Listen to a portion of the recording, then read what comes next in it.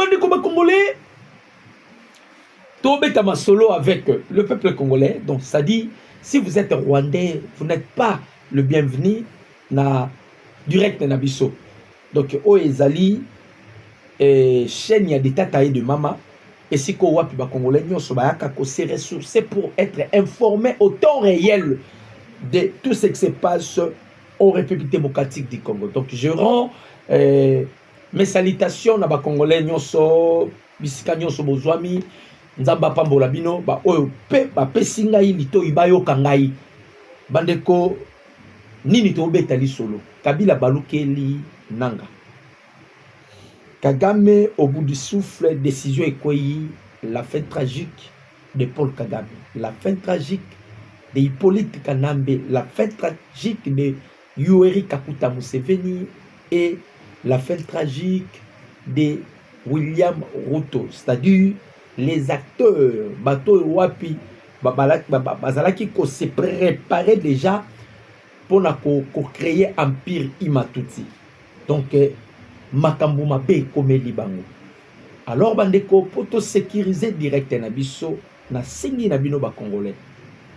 Oyo nyonso akoti azolanda biso kobosana te kotiela biso j'aime na ba commentaire oyebisinga kaka place ozolandanga soko ozolandanga na maluku soko ozolandanga wapi ozolandanga wapi esika ozolanda et puis to continuer toujours na comporter soutien na biso et pas il y a président de la République démocratique du Congo Félix Antoine Tshisekedi Tshilombo. Donc voilà un peu maman ni kambo tozobeta na biso ba congolais boyeba makambo tokomi wapi na niveau tozalango na minute bandeko ba congolais eloko nyonso ya kene bandeli pe ya kana suka. Ce que je vous dis est vrai. Chaque chose a son temps. Il y a un début et il y a aussi la fin. Et un eloko etikala éternel te. Bandeko avant na kota na mama ya makambo na biso tozo beta na biso awa. Je fais appel et pas ya bakonza mboka. Lobi na lalaki na pasi na motema notre confrère, grand frère Nabiso, Joël Kitenge, a porté disparu.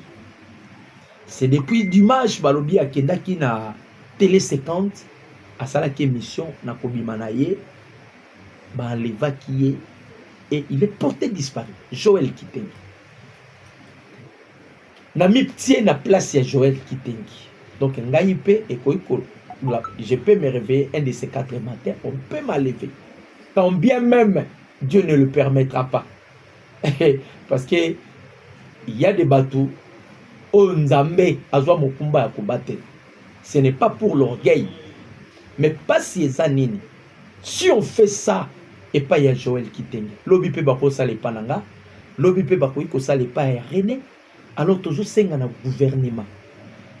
Tozo senga na bakonzi ya mboka oyo. Misala bopesa ka biso te. Mbongo bopesaka biso te. To ane loko to bénéficiera nango te. To ane loko to be ata $1. Bandeko bokanisaka te ndenge toyaka tolobaka boye on nous paye à la présidence. Rien. Même $1 oyo ta la présidence. Oh et pas maman Denise. Rien. Même $1. To futa makate. Misala toza nango te. Si on les fait, nous sommes des patriotes. Par contre, Bastien Vouembi sont des patrons. On ne blague pas avec la communication. Ça, c'est de. Et ça, vit nos autres en danger. Est-ce que vous savez qu'il y a des ministres ici, autorité na biso batindelaka, Stanis Boujakira Mbongo, Balobé la bango. Bakota makambo na bango na ba compte Twitter. Mais bazawa. Il préfère ba fouta ba Stanis Boujakera ba Steve Wembi. Mais biso to communique quand on ne donne rien. Mais à un minimum il y a protection. C'est très important. Comment quelqu'un qui défend ses pays, qui t'engue Joël, ba koiko ya ba enlever yé place à ça yé banité. Quelqu'un qui défend ses pouvoirs. muto azobunda pona pouvoir bopimela biso nyonso bopesa biso kaka ta protection tozala ta protégé et ozala malamu makasi. Donc nous avons ce souci là kitenge azomona na te bakonzi, vous devez faire quelque chose.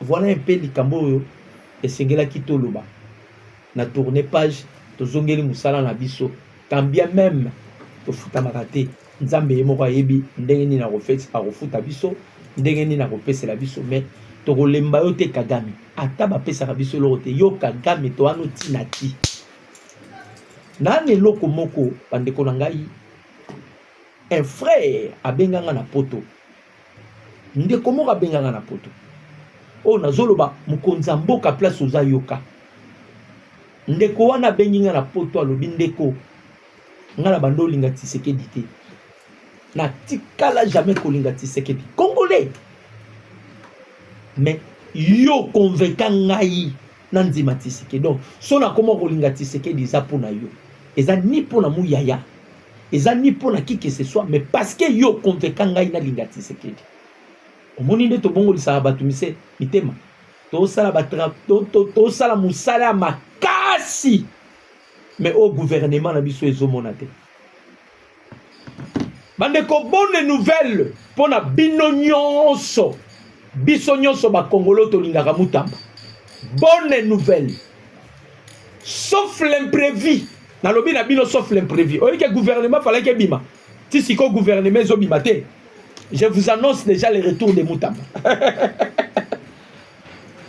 Sauf l'imprévu, je vous annonce le retour de Costa Mutamba.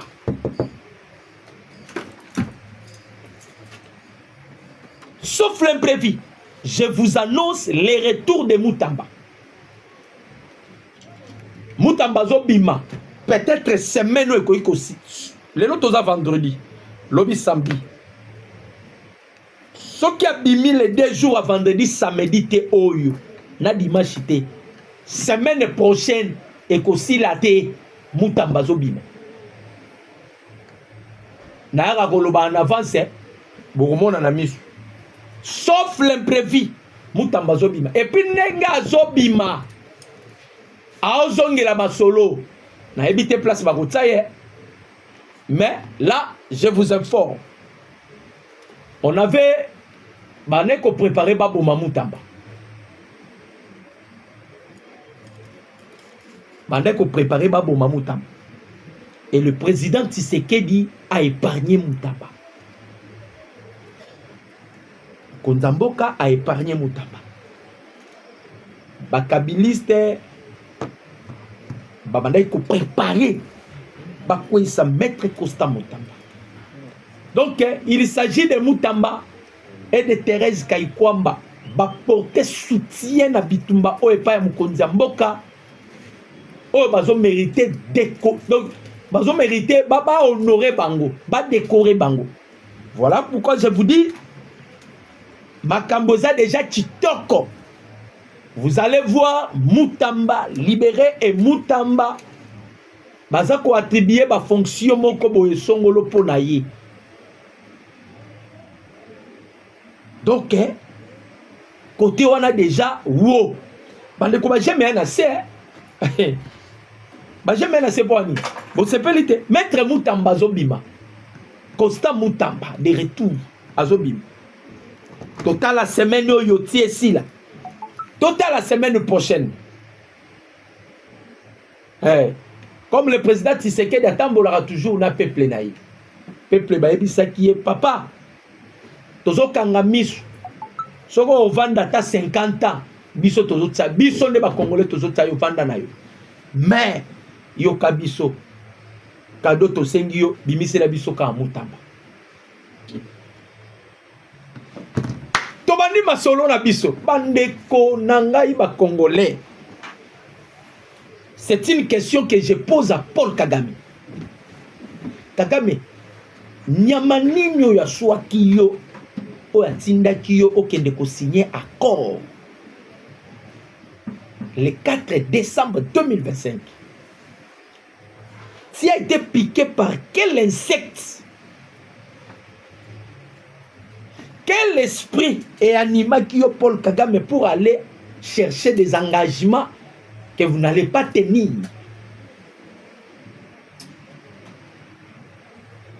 Donald Trump est envoyé qui n'a mandat à Liboso. Boy Bakake, Donald Trump a déjà une guerre froide avec le clan Clinton pour avoir blanchissement d'argent. Pour avoir blanchissement d'argent. Tant que Trump a un mandat à Liboso, Donald Trump a eu influence à Kagame. Parce que Kagame a déjà Donald Trump na mandat na Liboso.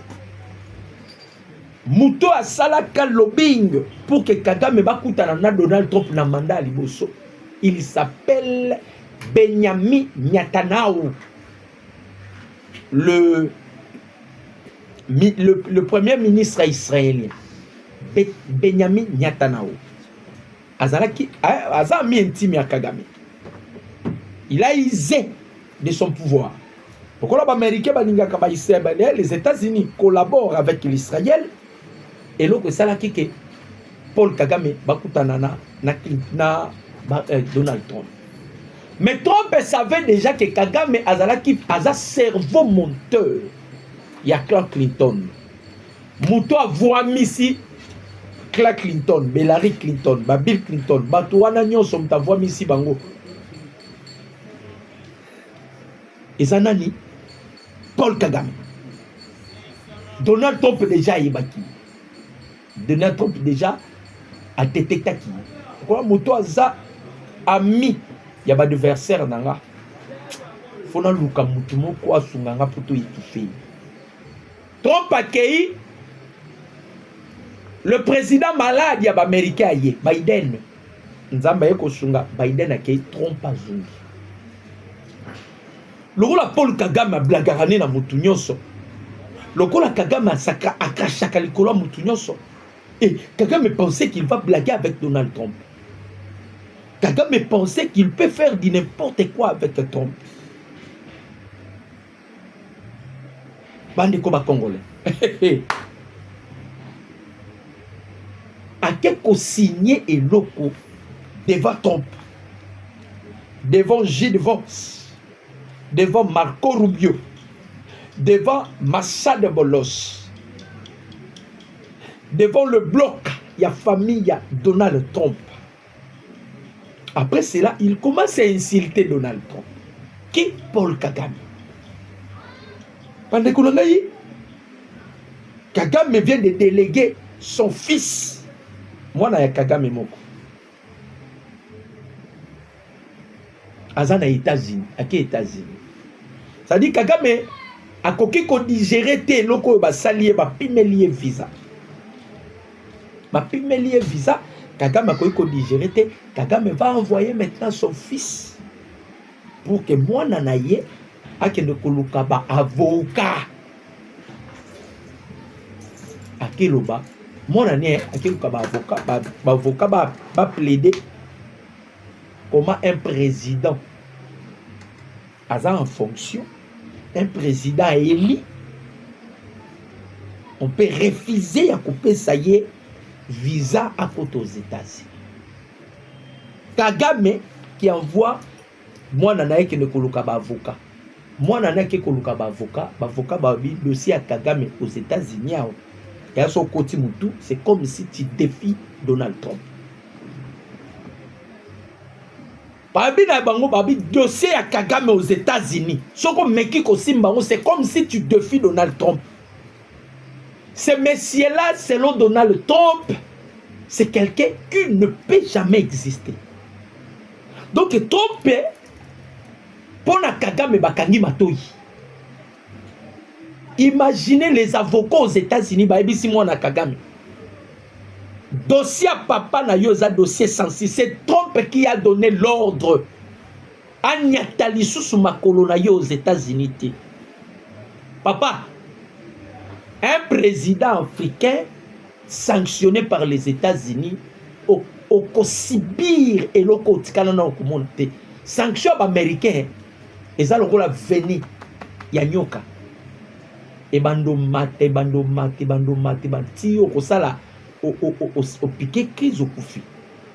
Je n'ai pas voulu utiliser le terme de AVC. On m'a interdit sur ça. Voilà pourquoi on a dit au piqué crise au koufi. Parce que les gens ont comme suspect, bazo subir cette maladie. Alors, tous on compatir na bango. Quand on doit parler de AVC, ceux qui moutaro landayo azar maladie wana et vous ça la épassi, vous en direz si. Je ne vais pas utiliser les termes. Mais na obi que eza venez komate ti e kobomayo. Lui il blaguait. Kagame on va mentir, on va mentir. Maintenant les choses sérieuses commencent. Plus question ya konyata makolo aux États-Unis. Moi non oui ba côté c'est yo na madame na yo boko déplacé té. Ba bloquer. Beaucoup déplacé té. Pandeka. Et le koni ne ki Kagame. Na lolendo nyonso. Na orgueil nyonso. Il se croyait tout est permis pour lui, Kagame. Parce que toi tu es Dieu. Hein? Parce que Kagame, toi tu es Dieu et tu crois être au-dessus de tout. Regarde là où nous sommes. Namakambo déjà qui est pas chinois, ça a qu'on détruit Rwanda pour toujours. Je m'excuse. A qu'on détruit Rwanda pour toujours. C'est Donald Trump qui a donné l'ordre. Bandeko. Bon, mon image est Salamaki les 20. Bandeko n'a pas congolais. Marche wana ba proclama qui en pour 3 jours pour votre information. Il y a le 20, le 21, le 22 marche au Tiko Salé. Bandeko et Salamika mokolo moko deuxième jour nzele zalaki polele. Vous savez pourquoi? Je m'excuse. On a identifié ba union so basala qui marche. Bazo pour expulser Bamou. Tu as voulu soutenir Paul Kagame. Préparer Mboko Kokele. On est multiplier les jeunes pour que direct Nabiso et la sécuriser. Tant que tu Rabino ba aimer, c'est pour protéger notre direct. Et la protéger et la sécuriser. Tant que tu Rabino ba jeunes pour Kagame comment qu'il un niveau à foutre les réseaux sociaux. Là où on parle du mal, il y a Rwanda, on peut supprimer la chaîne. On peut bloquer la chaîne. Voilà pourquoi tout ça bon multiplier. Donc il y a certains principes, il y a YouTube. Quand vous multipliez, bah, j'aime et vous sécurisez direct en abisso. On est déjà dans les 468. Donc ceux qui vont matisse, bah, j'aime combien de temps à 500, Nzamba Kopambo la bino. Asuki. Lobby à Koti à sali point de presse. Bolandi interview à Kagame. Bino nyoso Bolandi. Mais je vais quand même décrypter le fond. Il y a un message à Kagame. Kagame une interview à Lobby Boy. Ce qui est dans le pays Oyo s'intéresse à la minerai congolais. Et les États-Unis, et les Canada, et la Chine, à quel pays. Il y a Zalakabongo, ce que Yindi, il commence à citer des pays. Kagame a lobby boye, les Rwandais ne s'intéressent pas à la minerai congolais. Maintenant, allez poser la question et pas ya Kagame. Si les Rwandais ne s'intéressent pas à la minerai congolais, toi Kagame, tu fais quoi au Congo? Toi Kagame, tu fais quoi au Congo si les Rwandais ne s'intéressent pas à la minerai congolais? Lokola yé azalaka soke yindeli abadi kotanga, il commence encore à citer les pays, atangi sous Canada, atangi Chine, atangi États-Unis. Dans d'autres langues, il veut dire seulement parce qu'à lobby na place il va s'en charger contre nga. Nga la koyi kozala 100e pays et les 99 là vous les laissez en paix dans la tranquillité. Mais c'est moi seulement qui subit des pressions. Depuis Kagame abotama na sena mokili. Depuis Kagame abotama na sena mokili. C'est la toute première fois Kagame a utilisé mon pression. C'est avec Tshisekedi. Azui Kleboa do tokangi Kagame place au tokangi lié et soufflé à okobimate. To bloqué yebisika nyonso. Là où Kagame azalaki digne. Là où Kagame voulait respirer. Imaginez-vous. Na États-Unis. Les États-Unis a pu me lier. Bokeba. Bon, on appelle gaz ou avion à qui les France, Macron a dit qu'on m'a regardé. À qui les Belgique, ma Belgique, bon, ma Belge, je m'excuse, ma Belge, c'est trop compliqué. Hein? Ma Belge, c'est trop compliqué. Mais, ma français, tellement d'attendre la cas du père avec l'américain et Coco Mabongo. À ça, les points de presse. Alors, mon kili mobimba est tourné contre nga. Kagame, tu as vu ce qui est. Et là, quand il est tické à la raté, Kagame n'a pas été téti. Si tu as la place qui téti est mieux, et ça le rôle à Kabila. Tomoni Macky Sall. Moi, Macky Sall, non? Quelle ambition! Un ancien chef de l'État à l'aller à la Moukabi. Non, non, non, non. Moi aussi, je dois goûter poste à secrétaire général des Nations Unies. Voilà les ambitions à soutenir. Kabila, un ancien président, Azolonga na statut, il y a un sénateur à vie. Pourquoi comme rebelle, Azonga la rébellion. Il y a un avis Sakibino, ces messieurs-là, na sagesse, na intelligence, atikala kozana ngote. Atikala kozana ngote. Ce qu'on m'a bien pesake, c'est un fumeur de chanvre à niveau vous ne pouvez. Oh, bang si ça a coûté Mayenne. Macky Sall qui rêve de devenir secrétaire général il y a Nations Unies. Mais Kabila, c'est la rébellion.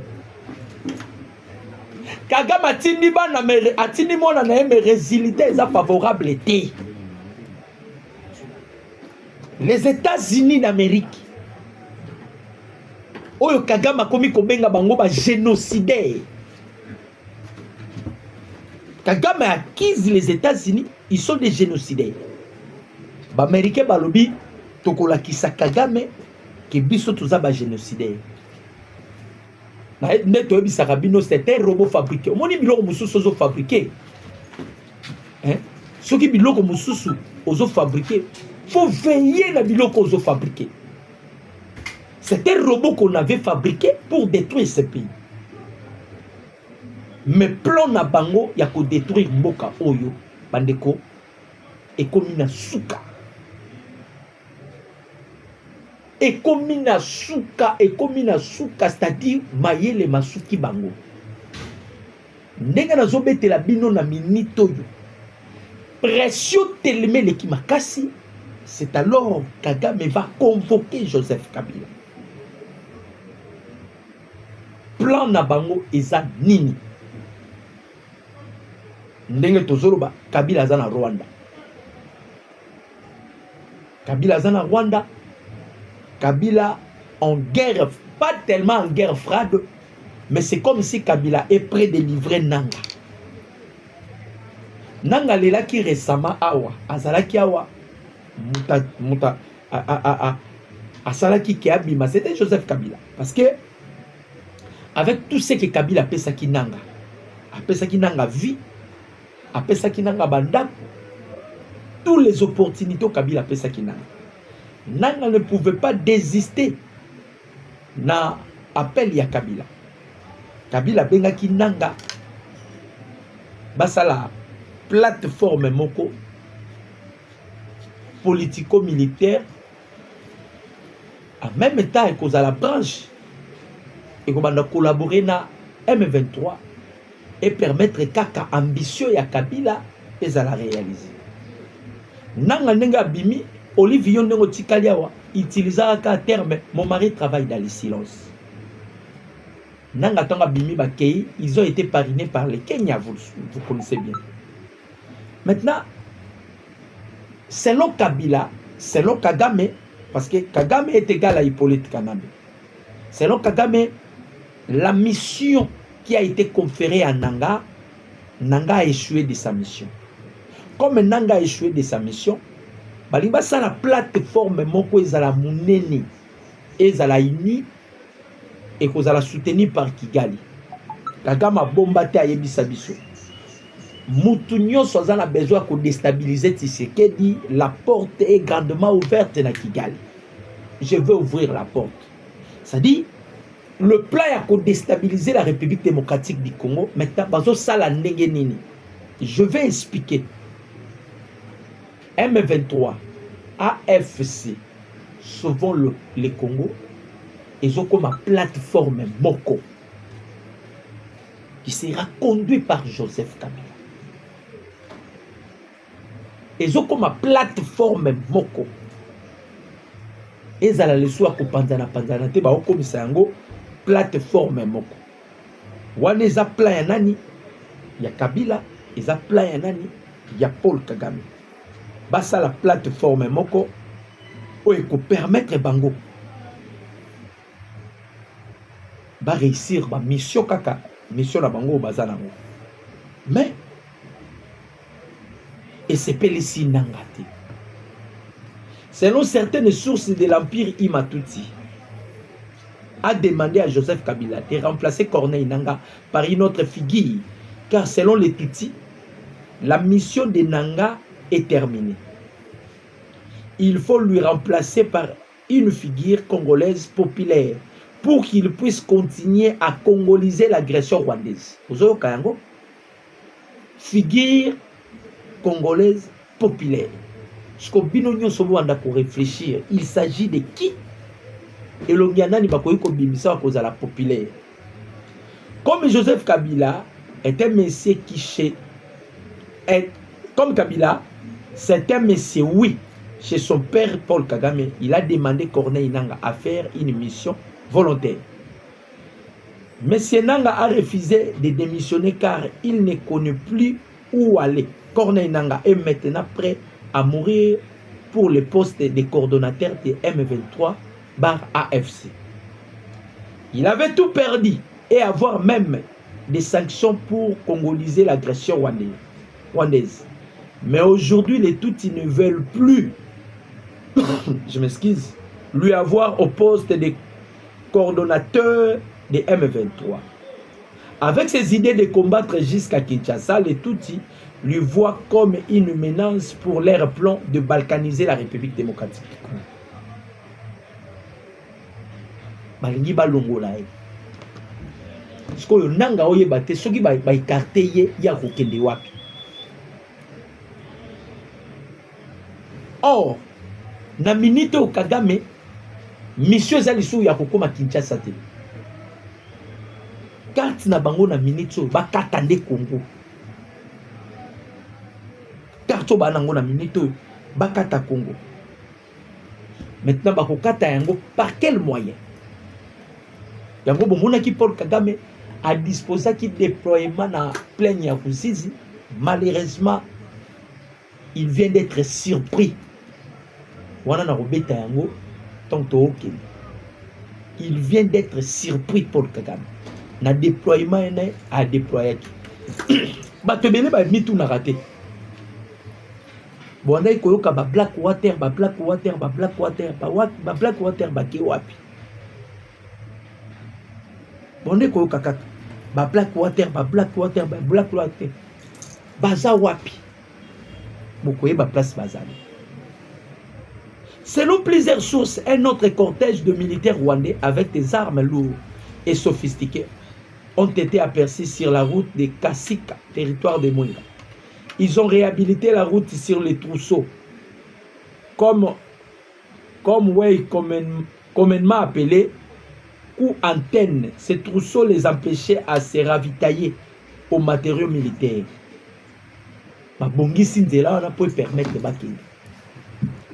Alors, lokola Paul Kagame a meki ba stade nyonso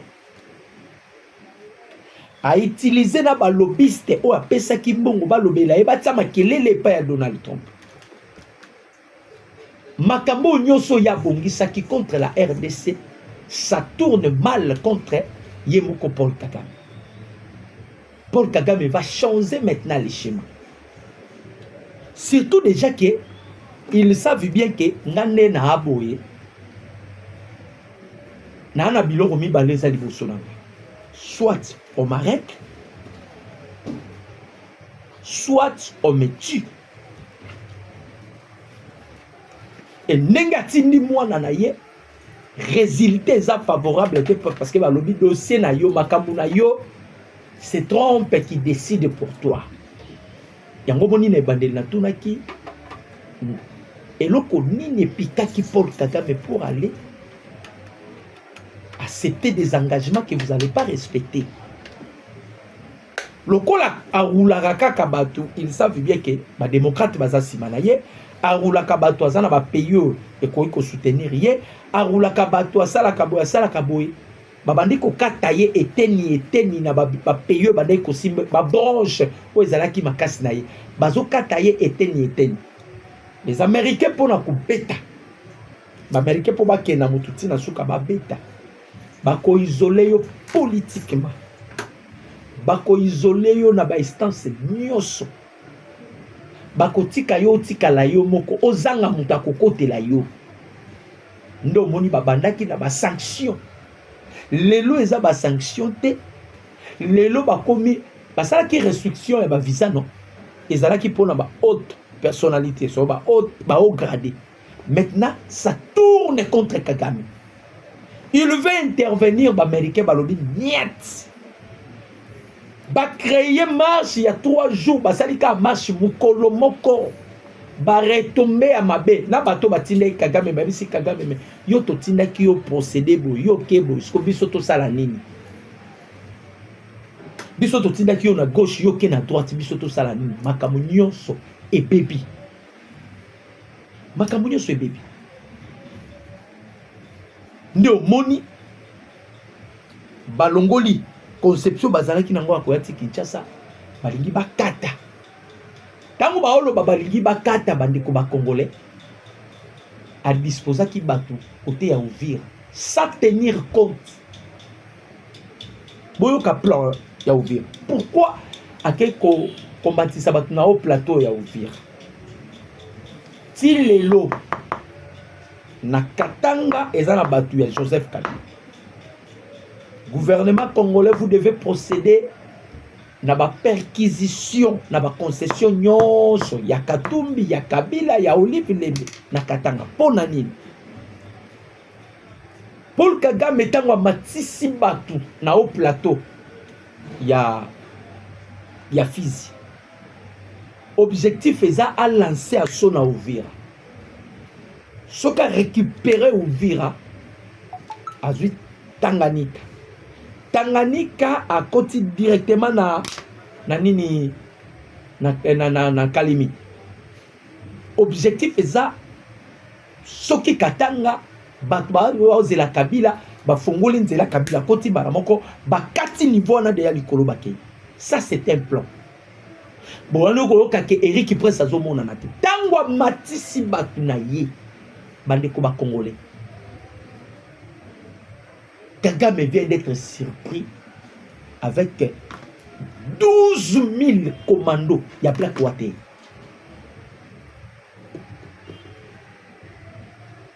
Donc, Uvira wana bozoka Uvira wana et comme des sièges Eric Prince.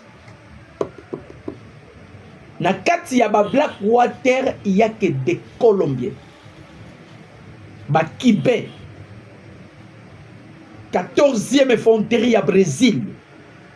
Ça dit, Bavandi Wana. Parce que le plan de Paul Kagame, Gomana Bukavu et Amkie, pour votre information. D'ailleurs, Bamindele Bangomo Basalaki expertise. Goma Bukavu, ce n'est que 5%. On peut libérer. Parce que Zakarake, moko soki to bandi to beta baoki mabaoki bata manasima population. Alors on a peur de ne plus sacrifier la population pour arme batikali nango yango. so boni bo beta bango bakimaka na sima population. Goma Bukavu, il y a le peuple congolais. Et ça l'une des raisons bozo mona jusque là parce que bo tout na ka question wana. Goma tozo zoate ndenge Bukavu tozo zoate l'une des raisons bo mona ka Goma na Bukavu tozo zoate. Et ça parce que soki tomatisi ba drone ba tunde ba kokufa. Ba tunde ba kokufa. John Mignon Moula. Je te salue John Mignon Moula. Batunde bakokufa. Pour ba ça là déjà système. Bandeko ba jamais mata. Ba jamais mata. To aimer to commenter to partager. Ba jamais mata. Omoni place to zui bango sikoyo. To yebaki ke Paul Kagame tango lobaki azo retirer batuna ezalaki diversion. Abanayi ko retirer batuna po basangana bakomebele ba lancer les assauts à grande envergure. Mais Kagame ne s'attendait pas qu'il va se raconter avec le Blackwater. D'ailleurs, makambu ya Kalundu, frappe ya Kalundu, c'est Eric Prince. Les a confirmé, c'est Eric Prince. Parce que Réunion Zalaki teni na Kalundu, le Blackwater était Bazalaki Boy, na Kisangani. Quand on bengisi ba technicien na ye ya guerre o bazalaki na Cabo Delgado na Mozambique, a bengisi bango baye ko sala étude baye ko sala api na Kalundu. Comment bakoyi ko lancer assaut ya grande envergure bakota po soki bakoti kaka Katanga bakati. Soki bakoti Katanga bakati. Et Katanga, ça va permettre, il y a déjà des Kabila qui sont à Katanga. Il y a déjà. Na Kolwezi, na Kalemi, na Katanga, il y a déjà des Kabila. Tango bayaki kosala Kalundu, vous connaissez l'histoire. Eric Prince a un droniste à haut niveau. Ils ont ciblé Kalundu et vous connaissez la suite. Vous connaissez la suite. Maintenant, il y a Yeba quitté. Tobombela qui est gauche. On ne parlait même pas de ça. C'est comme si Eric Prince a quitté Congo. Ok, Eric Prince est là. Tu as dit que verrou, il faut tout ça l'année na ouvrir à verrou. Tango a matisi batouné na plaine ake kokuta na black water. L'espoir est envolé.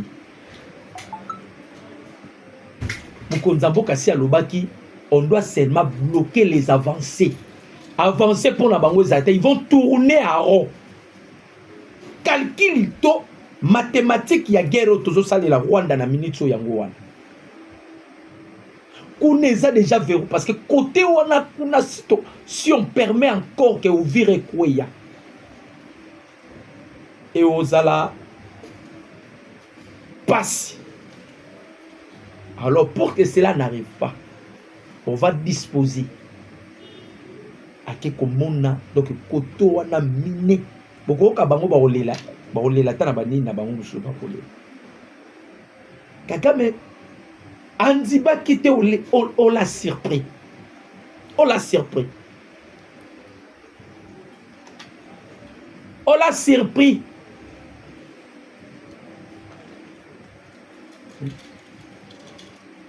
Yango moni bazo baluka kaka bao baluka na lobi na bino bandeko ba congolais pona bandeko nyoso balobaka tozo koka kozwa Goma te to koka kozwa Bukavu te na pesi bino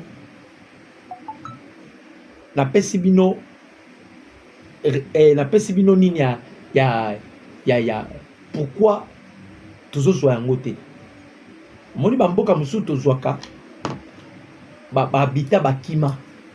Les M23 sont là. Bukavu, il faut qu'il y ait une guerre yaboyi. Si on utilise des drones, peut-être on peut cibler Batou. Bangolo kwa bata makana sima. Il y a population Batunde bakokufa. Et ça ba jena bango basala depuis longtemps. Ça va gérer mon ça. Kagame avant de lobby bien. Burundi pas préparé génocide contre Banyamulenge. Non.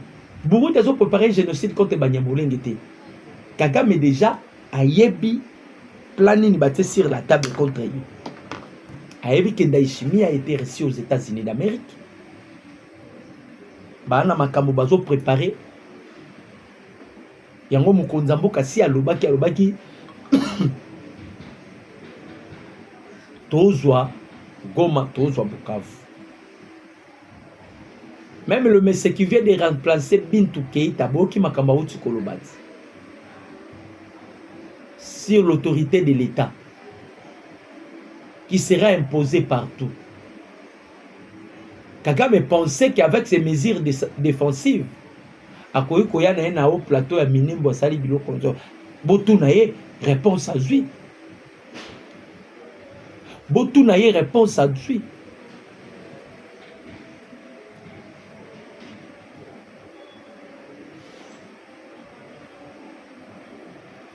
Ndekonanga mususu alobi, je vais dire ça. Alobi, ba promesse kaka ba territoire tozo zoate, ba promesse kaka ba territoire tozo zoate. Ndeko, en voici la réponse, il y a ma question au tourné. Au moins 18 ans, il y a Joseph Kabila au pouvoir. 18 ans, il y a Joseph Kabila au pouvoir. Bambo Kebele aux environs, il y a Est de la République démocratique du Congo. Et comment il déjà à Rwandais? Oh yo yébité. C'est des Rwandais qui vivaient déjà là-bas. Banekoya, Bengani, Congolais, Bomi, Congolais, Rwandais, sur place. Bengani, Rwandais, sur place. Ces Rwandais-là se sont convertis à IM23. Bitumbo Tozobunda, peut-être beaucoup de Congolais pensent que ça Bitumba ya boyekak. Et ça Bitumba ya boyeten de Konanga. Rwanda a préparé et lokoyo. Dès que Joseph Kabila a commis le pouvoir, tant que Kabila a commis le pouvoir, Rwanda bandi plan, azokene malembe, aokene malembe, aokene malembe. C'était pas facile. Ce qu'on batouana nyonso. Pona kolongola bango. Avec l'armée que tozala ki nango, na o tozala nango lelo, il y a une différence. Ayez confiance à votre armée parce que toutes ces entités, on va les récupérer. On va les récupérer. Batuma ozongo ndeti ba blague. Ne to banaye ko ebisa bino. Tokola muka un jour to retourna na Kagame azawapi. Batuma dutaki nanu na ba sanctions. Lelo ba sanctions zoamite. Batuma dutaki na sanction américaine zo sale le côté. Kagame vient d'envoyer mwana naye ake kotina mwana naye aux États-Unis. Dossier ya makambu ya Kagame awa eza na maboko ya nani? Donald Trump yemo. C'est lui qui a donné l'ordre. Problème est que eza problème il y a temps. Eza te olali olamuki boy non. Imaginez-vous Paul Kagame alobino il y a zo protéger Banyamulenge touti Congolais. A protéger touti Congolais, voilà pourquoi boy kolongola ba mesure défensive na ye. Na sewana azaki na ba mando préparer bato bakangi kuna o musu batie maboko aux États-Unis. Bandi kolandela ba transaction na bango baza parmi bato bande kotinda par mois $100 pour na financer rébellion. Siko bato wana nyonso ndenge bazui mokano ya kobenga na bango. Yoka si bato koto ba vivre. Bato koto ba revivre. Pour étouffer la guerre. Babanda na kokanga ba financement ya guerre. Bosilisi ba financement bobandi kokanga bato ba yaka ko ravitailler les armes de munitions bo fini bango. Soki bosilisi ko fina bango eza malembe étape par étape. On ne peut pas se lever un de ces 4 matins, boy. Goma. Non, non, non, non. Tokobomi sabande kuna Goma. Parce qu'avec Kagame, soit Bakufa, soit Goma existait. Le sous-soutien, c'est ça, Kagame. C'est ça. Maintenant, n'a pas pensé, on a déjà Mindele Bayebi Yango. Mukonzambo Kayebi Yango. Piège à Tiela Kibiso. Soki tokota ki na balira piège na mais toko comme si ko comité. Ce que le président Tshisekedi n'avait pas interdit à Ndayishimiye d'agir parce que le président burundais il devait déjà agir. Le président Tshisekedi a dit ce que koti na bajeo. Kagame a besoin à élargir Bitumba. Atia trouble na région en Grand Lac. Et ce que bandi ko trouble voilà la raison pour laquelle le président Tshisekedi n'a pas voulu kokota na Genaï. Les loyo batu ya Kagame balobinin. Yoka muta Kagame moko un américain makambalo. Pour vous comprendre parce qu'il y a beaucoup de gens bazo guerre tozana ngona Rwanda za aventure. Bandeko. Rwanda ezalaki pays ndeti ba pays nyonso te. Rwanda ki kola ba pays ebela na Afrique. Boyoka makambo américain azoloba. Yoka alobi il est grand temps de pencher sur la souffrance des Tutsis du Congo. Yoka il est grand temps de pencher sur la souffrance des Tutsis du Congo. Toute l'attention semble se porter sur les erreurs du Rwanda. Tandis que le gouvernement de la République démocratique du Congo est épargné. La justice pour les Tutsis du Congo est un problème fondamental qui exige une solution durable. Botala, un Américain, Tibor Nagu, vous le connaissez bien, Yeyo. Hein? Moutaolo a déjà il langage. Alors même si le Rwanda a commis l'erreur, donc l'erreur de ne plus respecter les accords qu'il a signés, mais au moins, bino américain, vous devez aussi penser à Tutsi du Congo. Est-ce qu'ici il y a des Tutsi du Congo? Hein? Vous avez une conception bazana. Donc, Bitumba, imaginez, à cause d'erreur, il y a Rwanda. Vous sanctionnez Rwanda, mais vous épargnez la RDC. Congolais, tout comprendre des pattes. Tout comprendre. Pour la bango. Faut frapper Rwanda, va sanctionner Rwanda. Il faut aussi on sanctionne la RDC. Or, nous sommes victimes. Nous sommes victimes. C'est le Rwanda qui nous agresse. Mais il ne faut pas épargner la RDC. Moussou Sukuna Zoloba Tshisekedi, c'est un dictateur. Est-ce que vous tenez toutes ces... Vous tenir compte à Biloko Nyos? Vous tenir compte à Biloko Nyos? Ndeko Moussou Sakome Linga. Maduro Balongo lié Kaka Kagame. Ah! Je vais te répondre, frère. Non, répondre, yo. Pensez-vous que Paul Kagame na Maduro Bandega Moro? Peut-être yo bi Kagame te, hein? Ndeko Nangaï. Kagame est au-dessus de Maduro pour votre information. Même Macron Bozomona. Est-ce que vous voyez que Kagame ando gagné la Macron? Kagame a dit Kolo même ya Macron. Kagame n'est pas le rôle à Maduro. Vous savez pourquoi je l'ai dit ainsi? Kagame, c'est lui qui gérait les intérêts des Américains. Kagame, il a été protégé par les clan Clinton. Papa, tu vas interdire Riakot aux États-Unis. Et ça, li panangu bate. Ce que comité na niveau va interdire Riakot aux États-Unis. Et ça, les efforts. Oyo yozolandango sali nangai o nazoloba. Namukonzi amboka. Tobimi na banzela. To sali ba diplomatie. C'était pas facile. Kagame a koyuko abomi yo. Talaka ndazo continuer koboma. Abanda koboma. On les protégeait pas ya babindele.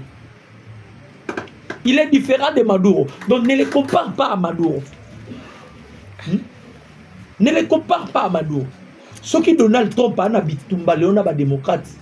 c'est pour la Kagame. Binobo éviter bandeko. Donald Trump a de sérieux problèmes avec les démocrates. Donald Trump a de sérieux problèmes avec Banani multinationaux. C'est pour la Kagame. Pourquoi? En touchant Kagame, c'est comme si au BBC, top, réseau na bango. Il y a un blanchissement d'argent, réseau na bango, il y a un financement, il y a banin. Donald Trump n'a boy kokota na jewana. Donc, to kenina Paul Kagame, malembe. Yango bomondi. Imaginez-vous, bandeko bakongolo. Kagame atuni batuna ye. Atuni bango lobi na sali nyonso Trump aboyi. Na sali nyonso Trump aboyi. Qu'est-ce que je dois faire encore? Oh, eko ningisa Trump pour que Trump pour azo poussana, azo ya sans recul, sans arrêt. Ba pesi na plan. Ba lobi soka ni logo Donald Trump a bangaka. Et ça va manifestation. Bimi ça va tenir. Pour ce sont blague. Kagame bimi si ba ezalaki coup. Ba américain bango moko batili Kagame bimi ça va. Il a donné de l'argent à l'ambassade des États-Unis. Eh bande konanga ba congolais. Maramou sous temps tozo loba. Bota la ka lelote. Bota la place to outi bota la ba effort ya gouvernement. Oye comité na niveau yo. Kabila mayele sili. Chassé na Swaziland de kuna. A commis résident na Rwanda. Kagame mayele sili. Et ça blaquité.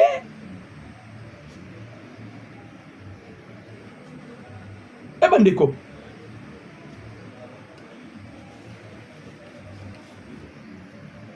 C'est donc ça blague ité bandeko ba congolais. Mais tellement to komi na descente. Ba Kagame baza bato yo ayoki déjà solo aliwa na ye. Ayoki solo ya liwa na ye. Ayoki solo aliwa na ye. C'est que nous demandons à notre gouvernement ezaboyi. Totika komelisa France biberon. Totika komelisa France biberon. Totika komelisa Uganda biberon. L'Ouganda n'est pas avec nous. La France n'est pas avec nous. La Belgique n'est pas avec nous. Ce sont des pays où babane komona ke Tshisekedi a réussir te. Mais la réussite du président Tshisekedi, ils ont dépassé Bango. Et ils pensaient que Tshisekedi a bloqué quelque part. Par rapport à Makambo Kagame Sala, par rapport à l'influence de Kagame. Dans la Bakoti Réunion, bandeko Congolais. Bakoti Réunion. Ba écarté nanga. Obi que Kagame a bomina Biamungu. Biamungu yeyo. C'est depuis le 16 janvier. Biamungu a sala apparition na ye. Si lelo Biamungu a mona na raté. Ah, j'avais nazaki na photo na ye awa. Ah, kutu batune bazole la balobi nini. Baole la balobi. Le mouvement rebelle AFC M23 Lion de Sarambois annonce le public la disparition de leur second commandant du mouvement Messier Taïnga Wan Bernard Baeshe Biamungu. Ceux qui ne le connaissent pas, bien il est sur la photo pour photo en Ebungi. Biamungu Wana, je parie que c'est Kagame. C'est comme si Kagame il commence maintenant à procéder à opération et élimination. Azoboma batu na cessé azoboma batu moko bato nyonso baza ba improductif pour na Kagame. Baza batu bako vivre les sous-té. Il est vraiment en colère. Imaginez-vous bandeko ba congolais. Kagame a tout fait. Les résultats sont favorables pour nous. Akeya zongi, résultats sont favorables. Nayebi bandeko bele pose ezalaka tokota na Rwanda. Mais boyoki makambo américain bazolo. Vous épargnez la RDC, vous vous chargez toujours les Rwandais. Pour vous dire, les Rwandais zana moi ba soubasima, zana moi bateau ba simba kiye. Comme le président Tshisekedi est très intelligent. Atalabi muto so na koti na jenaye. Na koti na jenaye na kokoya. Ndeko nanga zolo bateau parler sur Mutamba. Je vous ai déjà dit. Na lobi na bino sauf l'imprévu. Vendredi à l'élo, samedi à lobby. Soki Mutamba bimité peut-être semaine prochaine. Mutamba zobi. Et ça l'une des raisons bomoni jusque là gouvernement n'a bimité. Gouvernement fallait que remaniement pardon parce que gouvernement voilà ba rolongolana premier ministre. Mais oh na zolo bela sur le remaniement. Donc maman Judith il doit rester comme la première ministre et bazo simba ba ministre oyo baza ba incompétent hein le ministre ba koki makambute bango ne bazo écarté mais na ba CSND toloke Mutamba zo zongela bango Mutamba zo zongela bango Mutamba zo zongela bango papa le peuple congolais bana poussa ya Mutamba botala lelo yo bandiko ba congolais hein botala lelo yo ah Mutamba Costa Mutamba eh non yana batu ba simba ka époque na bango Mutamba marqué l'histoire na justice ayena ba réforme à likolo na tangi comme ministre moroté ezate ko benga nga ozo kite nga mona na terre ezaka pona mambo na tangi komba mutute na tangi te. Donc moi je parle de Costa Mutamba ayena ba réforme bancarisation de tous les recettes judiciaires et la réforme à Mutamba état généraux de la justice Mutunyo sona simalandi c'est état généraux c'est Mutamba tovana na bino besoin initiative wana te Mutamba ye ayena makambo wana il était aussi tout près à peuple congolais voilà pourquoi na lobi na bino to kotaki bombe zoya Mutamba Kabila obomoni lelo azo yenga Kabila c'est Mutamba c'est Mutamba qui est allé saisir à Kineko saisir Sénat à saisir la haute cour militaire Boyebi Olive ataki 10 millions Nanga ataki mbongo na réseau triangulaire otozala ngoawa réseau triangulaire les intouchables bataki mbongo mwana mukie boye soki mwana 35 ans kozonyokola biso ba mikolo boye pona nini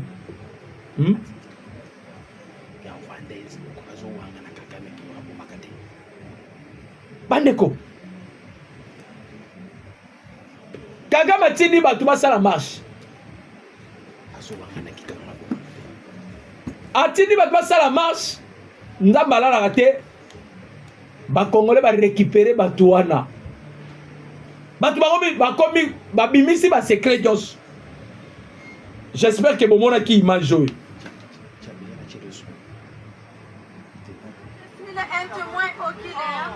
Est-ce que Kagame a tué? Réponds-moi. Kagame a tué. Il a tué comment? À cause de ça, il n'a pas tué. Kagame n'a pas massacré. L'armée rwandaise, n'est-ce pas? Oui. Est-ce que l'armée... Botala mudalo baza congolaise, botala Est-ce lelongi. que Kagame a tué au Congo? L'armée rwandaise, attends papa. L'armée rwandaise a tué, l'armée Burundi tue aussi. Pourquoi tu parles de Kagame? Mais pourquoi tu ne parles pas de l'Ouganda? Ozoka. Il était donc,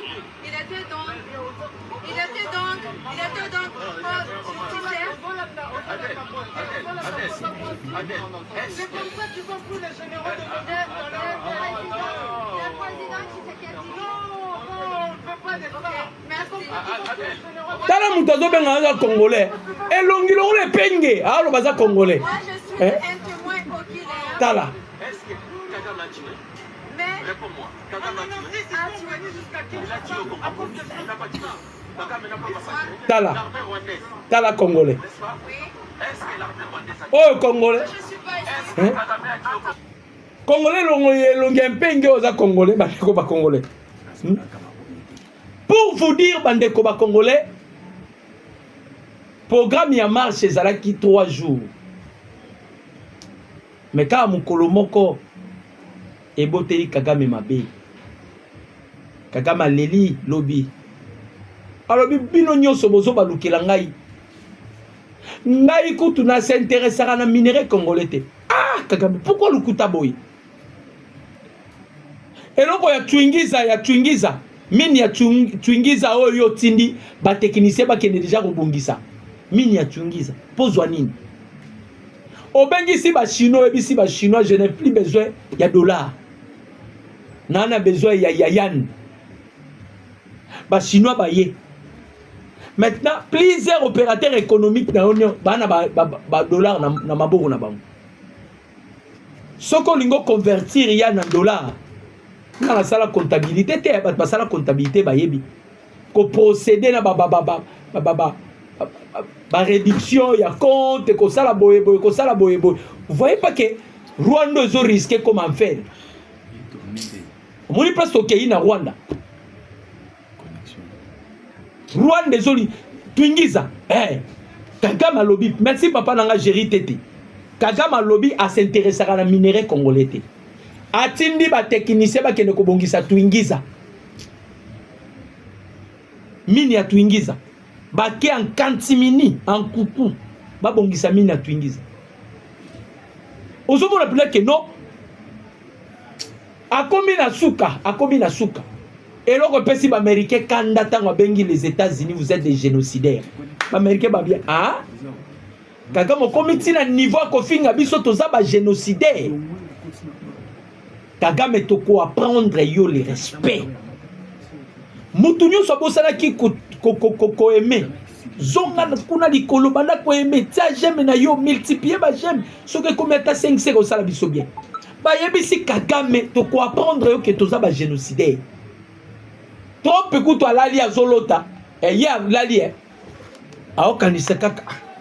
Nyangala kata na enquête. O do azaka. Aïe, ça va. To binini to joy. Akomi tongwa ke Uganda ke Kenya.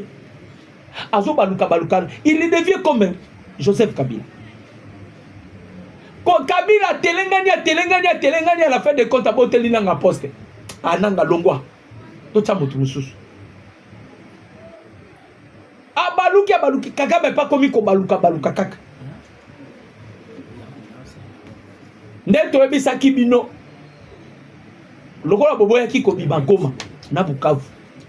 Lokola boboya ki ko retirer ba mesures défensives na yo. Kagame. Oh. Tout que nous malembe descente. Vision ya empire imatuti na maye wo. Grand Kivu na maye wo. Ah, bah, ça dit déjà, bah, rédiger déjà constitution. Tous ceux on a 11 provinces. Donc, calcul, Nabino, on a Kabila 26 provinces. Namaye, wo. Nyonso, ozalaki kokanisa pour la Congo. Quand on te disait que Kagame tika on gagne kotikate. Okomi kotinda bana na yo ba kele koluka ba avocat aux États-Unis. Réponse ya ba avocat balobi Kagame dossier na yo c'est trompe. Yé moko trompe ndazo décider. Bandeko ba Congolais. Bandeko mususu ba Congolais jusqu'à présent bandima ate que tozwa Goma na Bukavu. Bazé belé. Et il pense que ti lelo Goma na Bukavu tozwa te. Ah ndeko nanga. Moi je suis convaincu. D'ailleurs 2026 c'est kolikate. Wana boyeba yango. 2026 c'est kolikate. 2026 c'est kolikate. Dieu m'est témoin. On a zolo banabino. Nzambe na likolo azoyoka. Nenga na bina bino pona mutamba. Sauf l'imprévu mutamba zobi mais puis bazo reconduire yé. Plusieurs ministres les incompétents. Président Tshisekedi Atalabia mutamba. Non. Kaikwamba. Batulokola ba maman Kaikwamba. Mais faut pas payer ça 5 ministères, rien moko. Boy bébé faut maman wana sali. Na Canada ba bengani ba Rwandais. Ba pays presque nyoso ba komo bengana ba Rwandais. Tolobaki na ba Rwandais beaucoup suka. Kabaré besi ayebisa kibino na émission. Makambo yo Kagame semaine na sena mokili biso ba Rwandais to komi na suka. Biso ba Rwandais to suki. Makambo kabaré ba semaine na mokili. De tozokende. Maintenant nanga ils ne veulent pas démissionner. Nanga ko démissionner te Kabila kosaki yo. Telemela Kabila. So pas obomayo, abomayo kaka. Comme ça tu iras en enfer. Même en enfer, Satan ko bengana yo. Satan ko bengana yo. Bandeko tozwa makambo ya mboka na biso lokola Nigeria te. Lokola Burkina te. Le Congo, c'est un pays exceptionnel sur cette terre. Et ça pays lokola ba pays nyonso te. Ayez confiance ya mukonzi ya mboka. Ayez confiance ya FRDC. Ayez confiance ya ba allié na biso, premier allié na biso, les États-Unis d'Amérique. Premier allié na biso. Tous en a confiance d'abord pour ba mataba kita. Tous nos entités tous ont récupéré. Là je vous dis, dans peu de temps, na roya lisu ko bete la bino ni solo pour le banangai, ozala qui na raison. Tozozwa Congo. Nous on sait que n'avana na oyana avant ni binake Kagame zonda mboka la biso. Obi c'est que dit hein. On doit récupérer tout. To senga bino pe bo libérer biso kitenge. To sengi bino pardon botika kitenge. Kitenge zo défendre le pouvoir oyo. Bo pesa biso lo rote. Na kitenge bo mi kokanga. Pourquoi? Lobi pe bo kokanga nga isosu. Heureusement kutunga na limok. Mon numéro c'est plus 243 89 63 95 965. Pandeko ba congolais to porter soutien na biso et pas ya mokonzi ya mboka. Nzambe ya pambola bino. Nzambe a pambola mokonzi ya mboka. Que Dieu bénisse le président Tshisekedi. Que Dieu protège Joël Kitenge là où il se retrouve. Nzambe a pambola pe ba wazalendo. Pourquoi pas mboka na biso mobiba. Que Dieu nous bénisse tous. Ba bonne journée na bino. Ba bon service na bino. Ba bon travail na bino. Biscanio Sobozali, je dis et je vous remercie. Ciao. Mon numéro, c'est plus 243 89 63 95 965. Mon numéro, c'est plus 243 89 63 95 965. Ndeko mora komeninga dossier ya